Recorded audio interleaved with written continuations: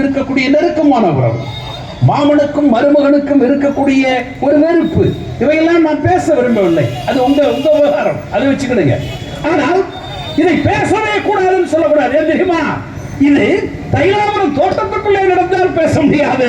ஆனால் ஒரு மண்டபத்திலே பேசுகிற பொழுது எல்லாரும் பேசத்தான் செய்வார். நான் அன்போடு கேட்கிறேன், 20% இடஒதுக்கீட்டை தந்தவர் யார்? எங்கள் ஐயா கலைஞர் அல்லவா? போங்க, அரியலூர் கலைக்கல்லூரிக்கு போங்க.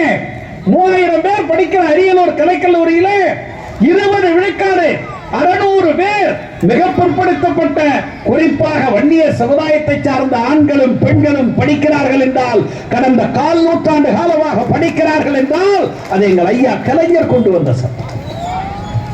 நாங்க 20 கொடுக்கிறோம். அந்த 20ல 18, 19 வரை மிக பிற்படுத்தப்பட்ட சமுதாயத்தை சார்ந்த வன்னிய சமுதாயத்தை சார்ந்தவர்கள் தான் பெறுகிறார்கள். அரியலூர்ல வேற யாரு நீங்க முக்குளத்தூர்ல இருந்து வந்து போடுறாங்களா? சிதம்பரம் சீமுட்ல ஒரு காலேஜ்ல என்ன முக்குளத்தூர் வந்து போடுறாங்களா?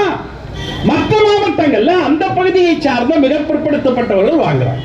நான் இன்னும் கேட்கிறேன், நீங்க மிக பிற்படுத்தப்பட்ட ஒரு பட்டியல்ல நீங்க வந்து முடிதிருத்தரவு இருக்கான், அவங்க வீட்டுக்குள்ள படிக்கணுமா வேண்டாமா? கூடாதா?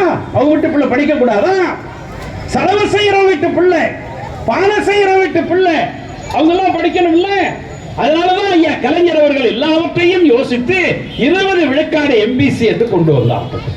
இன்னைக்கு நீங்கள் கேட்கிறீங்க, எல்லாம் பேசுறான் தமிழ்நாடு அரசு